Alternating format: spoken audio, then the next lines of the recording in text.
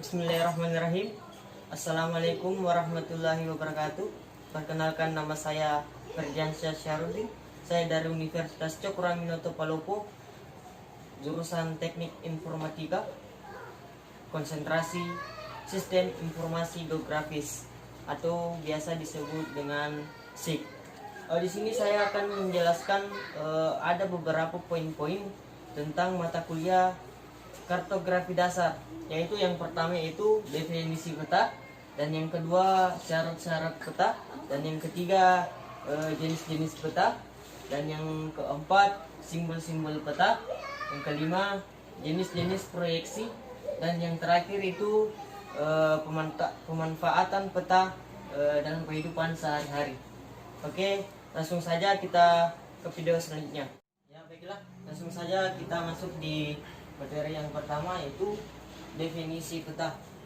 Jadi peta adalah sebuah gambaran permukaan bumi pada bidang datar dengan skala tertentu melalui sebuah sistem proyeksi. Peta dapat juga disajikan dalam berbagai cara yang berbeda, mulai dari peta konvensional yang tercetak hingga peta digital yang tampil di layar komputer. Baik, selanjutnya ada syarat-syarat peta. Adapun syarat-syarat peta di sini antara lain sebagai berikut. Ada judul peta, legenda, simbol peta, petunjuk arah mata angin, skala peta, lettering, insert, garis astronomi, dan sumber dan tahun pembuatan peta. Baik, selanjutnya di sini ada jenis-jenis peta.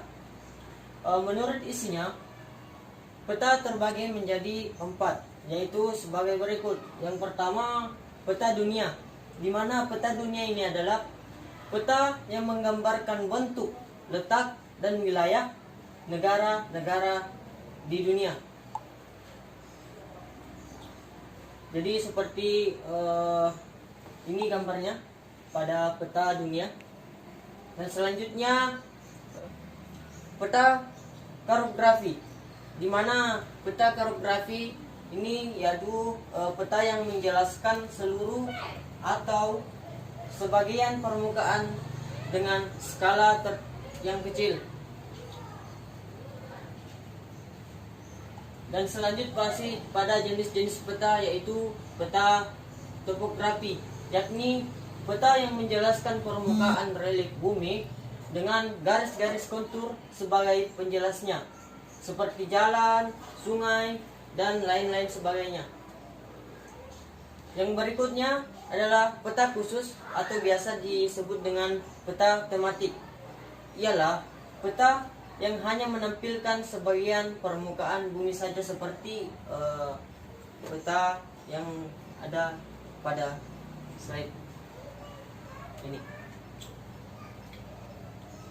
Berdasarkan skalanya, peta dibagi menjadi 4, yaitu yang pertama ada peta kadaster.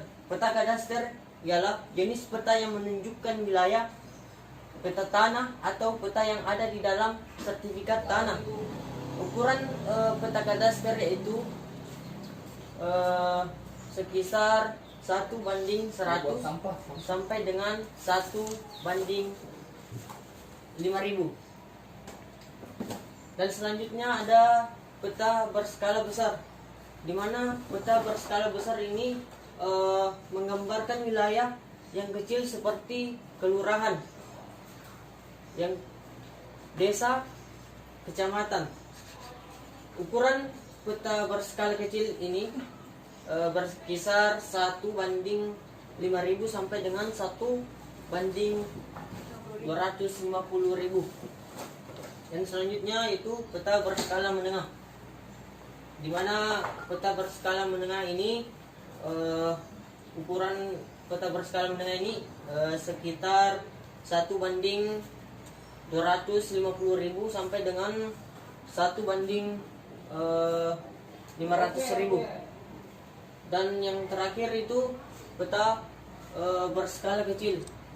Peta ini digunakan untuk menggambarkan wilayah yang paling luas seperti negara, benua, atau bahkan seluruh dunia. Peta ini berskala kecil, lebih dari 1:500.000. Baik, selanjutnya kita masuk pada simbol-simbol peta. Berdasarkan penampakan lingkungannya, simbol dibagi menjadi dua, yaitu simbol budaya, di mana simbol budaya adalah simbol yang mewakili penampakan budaya, misalnya jalan, rel, kota, dan lain-lain sebagainya. Seperti contoh simbol untuk penampakan budaya di sini ada jalan raya, jalan desa, rel, kota kecil, kota administratif, dan ibu kota negara. Dan selanjutnya kita melangkah pada simbol alam, di mana simbol alam ini adalah simbol yang mewakili penampakan alam, misalnya sungai, gunung, danau, dan lain-lain sebagainya. Dan bisa kita melihat simbol-simbol seperti yang saya paparkan di papan ini. Ada simbol sungai, gunung, danau, rawa, dan simbol-simbolnya itu berbeda-beda. Berdasarkan bentuknya, simbol dibagi menjadi 3, yaitu 1. Simbol garis, di mana simbol garis ini digunakan untuk mewakili data geografis yang berhubungan dengan jarak. Contohnya seperti sungai, jalan, rel, dan batas wilayah. Ya, seperti ini simbol-simbolnya. Dan kita melangkah lagi kepada simbol titik, di mana simbol titik ini digunakan untuk mewakili tempat. Ya, contohnya itu seperti kota, gunung, dan objek-objek penting lainnya. Seperti simbol berikut ini. Dan selanjutnya ada simbol area, di mana simbol area ini digunakan untuk mewakili suatu luasan yang tertentu. Contohnya seperti danau, rawa, sawah, informasi, batu kapur, gurun, dan hutan. Seperti simbol di atas ini. Simbolnya itu berbeda-beda. Selanjutnya mata angin, atau biasa disebut dengan arah mata angin. Mata angin ini merupakan panduan yang digunakan untuk menentukan arah, seperti arah selatan, utara, begitu. Dan selanjutnya bisa kita lihat di sini ada simbol warna. Ya, lanjut pada materi selanjutnya, yaitu jenis-jenis proyeksi. Menurut bidang proyeksi, ada beberapa bidang, yaitu yang pertama proyeksi seniman, atau biasa disebut dengan azimutal, di mana proyeksi ini menggunakan bidang datar sebagai bidang proyeksi. Proyeksi ini menyinggung bola bumi pada suatu titik wilayah yang akan ditempatkan bersinggungan dengan bidang proyeksi. Proyeksi ini cocok untuk memetakan wilayah kutub seperti pada gambar yang ada. Dan selanjutnya ada proyeksi kerucut, atau biasa disebut dengan proyeksi konikal. Proyeksi ini menggunakan bidang kerucut sebagai bidang proyeksinya. Proyeksi kerucut ini cocok digunakan untuk memetakan daerah lintang tengah, karena bidang proyeksi menyinggung wilayah tersebut. Seperti ini gambarannya. Dan berikutnya itu ada proyeksi silinder, atau biasa disebut dengan silindris. Proyeksi ini menggunakan bidang silinder sebagai bidang proyeksinya. Proyeksi ini punya keunggulan, yaitu dapat memetakan wilayah yang luas dan cocok untuk memetakan wilayah di ekuator. Baik, seperti ini gambarannya. Baik, kita melangkah ke tahap selanjutnya. Proyeksi modifikasi dibagi menjadi 3, yaitu yang pertama ada proyeksi Bonnet. Proyeksi ini memiliki historis semakin besar pada wilayah yang semakin jauh dari meridian tengah.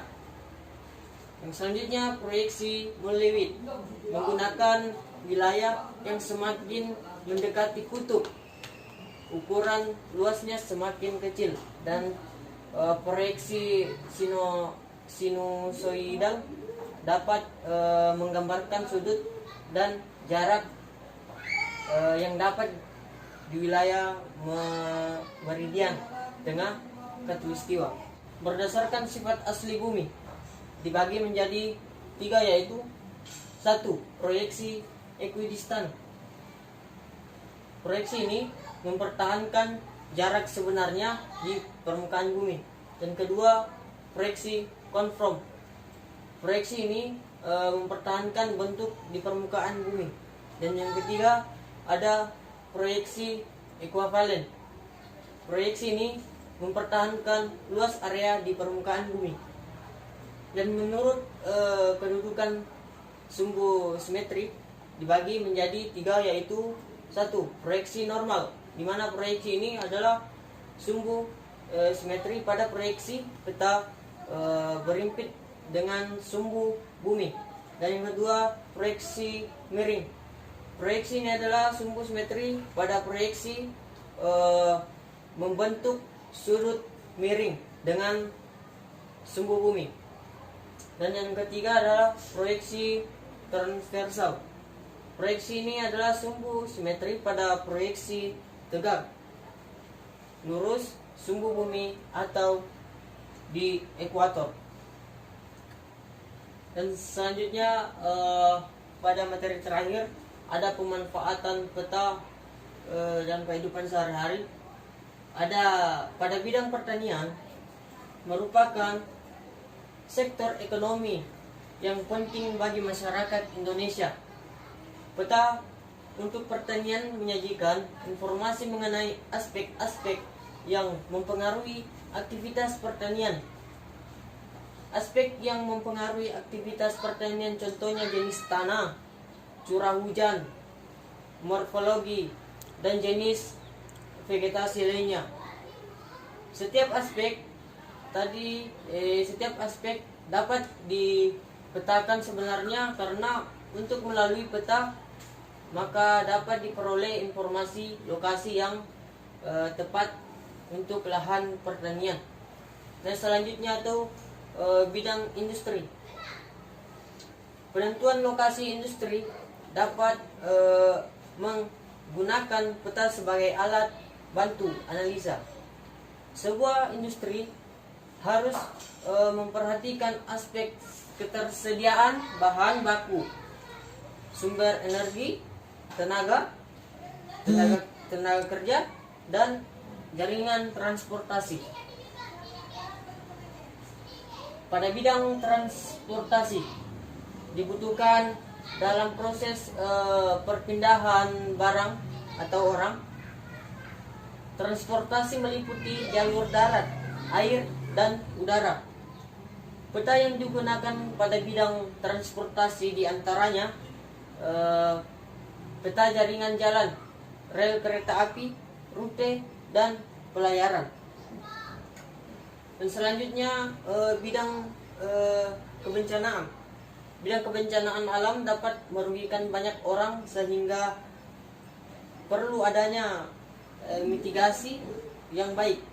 Salah satu cara preventif dalam mengatasi bencana adalah membuat peta zonasi daerah rawan bencana dengan memperlihatkan peta daerah rawan bencana.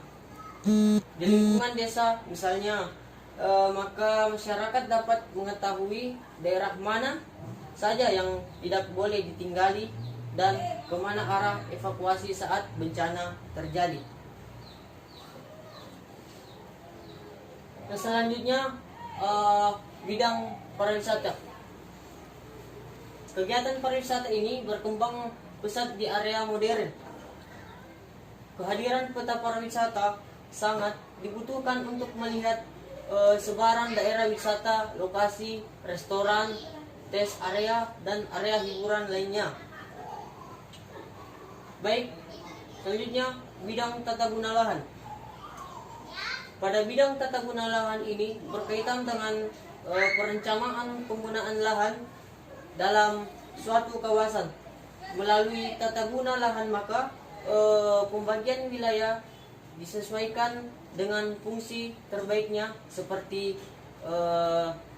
pemukiman, kawasan lindung, industri atau perkantoran. Dan selanjutnya pada bidang pembangunan wilayah. Bidang pembangunan wilayah